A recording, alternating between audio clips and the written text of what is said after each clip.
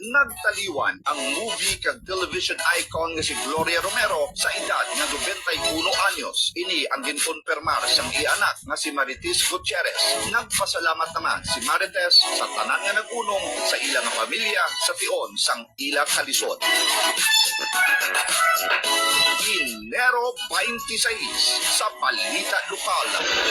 Nagkampiyon ang tribo pagdahit sa Lapas National High School sa Dinagyang Tribes Competition. Gindala pa uli sang tribo pagdahit ang kapin 1.2 million pesos na cash prize ng trophy matapos gilutos ang 7 kaiban pa nga mga tribo.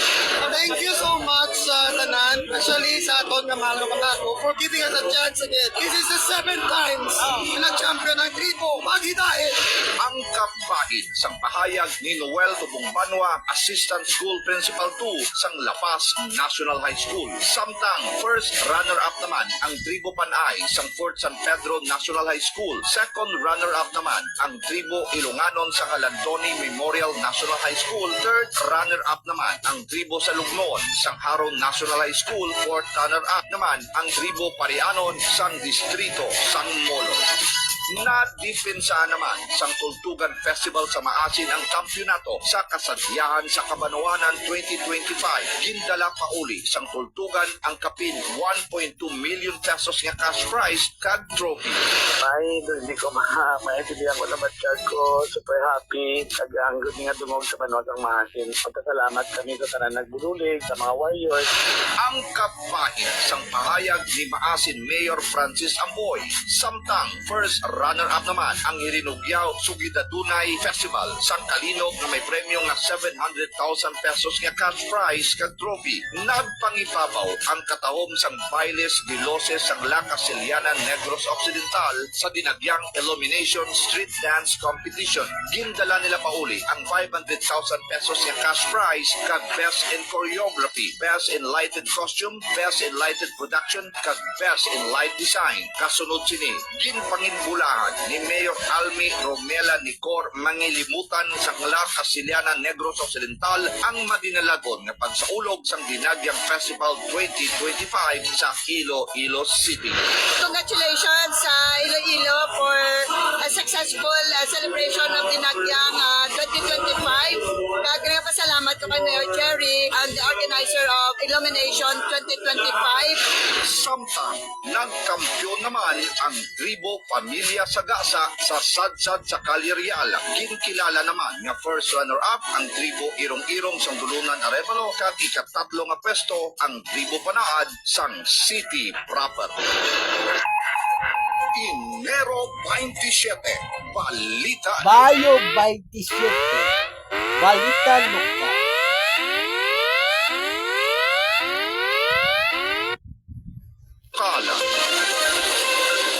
Ginhatagan ni President Ferdinand Marcos Jr. si Anay Iloilo City Mayor Jed Patrick Mabilog sang executive clemency. Suno kay Mabilog, tuman ang iya kalipay samtang ginabasa sang iya asawa nga si Marivic ang sulat gikan sa opisina sang President. Nalipay di kita kay nakita sa Office of the President ang mga maayong binuhatan naton para sa syudad. Kay amugin na ang pinakamayor nga rason kung nga aging grant ang aton nga petition for executive clemency. Ang kapbahid sa pahayag ni former Iloilo City Mayor Jed Mabilog. Ginkaakig sang pila ka mga Ilonggo ang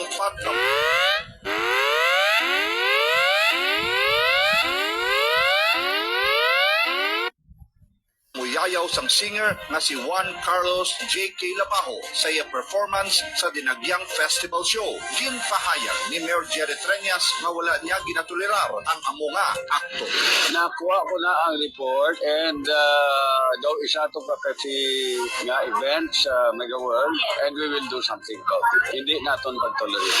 Ang kapahin sang pahayag ni Iloilo City Mayor Jerry Treñas. Ginpahayag naman ni IFFI President Mr. Alan Rayantan. It's a learning din sa ato tanan nga maybe we can come up with something rules gito nga if ever mayara pagdidiwat na concert nga busin na i-avoid it hindi namin sa mga dinagkakadinahambal during the concert. Balita Nasional. Pupot nga ginpanindog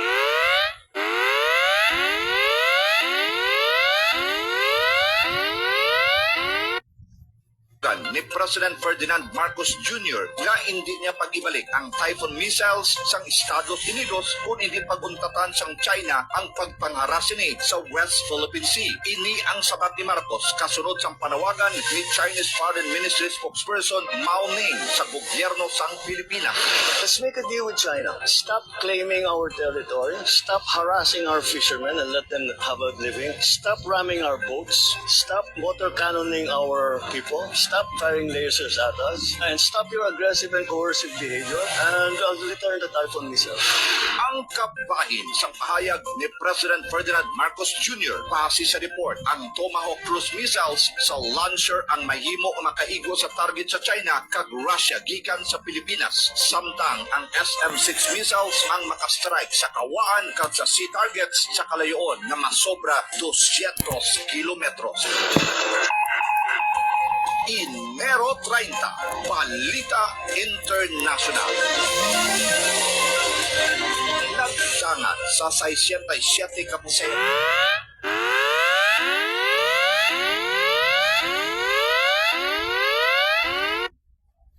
Ang patay, lakip ng 4 ka crew matapos magbunggo ang American Airlines Flight 5342 sa Black Hawk helicopter malapit sa Reagan National Airport kag nagtibusok sa Potomac River. Lakip sa mga pasahero nga napatay si Police Colonel Pergentino Malabit Jr., Chief sa PNP Supply Management Division nga magapadulong kuntani sa Estados Unidos para sa final testing sa kompanya sang armored vest nga pagapaklon sang PNP gikan sa India.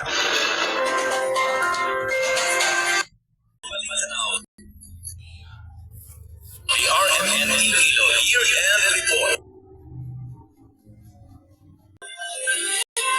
Inyo nabatian ang mga balita sa bulan sa Enero. Magasunod na ang mga balita sa bulan Sa Hulyo. Ako si Radyoman Don Dolido.